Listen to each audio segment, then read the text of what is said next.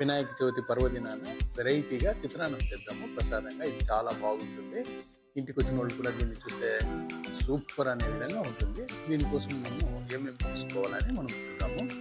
మొదట ఓ మసాలా ముద్ద రెడీ చేసుకుందాము. దీనికోసము కొబ్బరి ఒక అర్ధ చెప్ప, జీరా ఒక స్పూను, ఆవాలు ఒక స్పూను, 7 పచ్చిమిర్చి, కొద్దిగా కరివేపాకు, కొద్దిగా కొత్తిమీర, దీంతోపాటు ఒక స్పూను బెల్లాన్ని కూడా వేసి మనము మిక్సీలో కోర్సుగా పేస్ట్ చేసుకునేసి ఒక బౌల్లో తీసి పెట్టుకుందాం.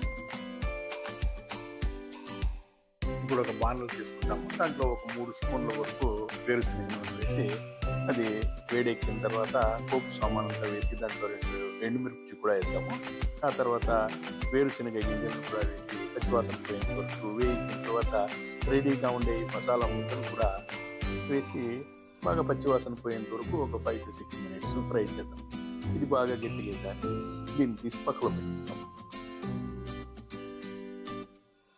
వైట్ రైస్ను కొంచెం పొడి పొడిగా వంచి పెట్టుకునేసిన తర్వాత ఈ ముద్దను వేసి ఈ ముద్దలో మనకు పులుపు ఎంత కావాలో అంత పులుపును దీంట్లో వేసి ఉప్పును సరిచూసుకునేసి దీన్ని బాగా కలిపిమంటే బ్రహ్మాండమైనటువంటి చిత్రాన్నం రెడీ.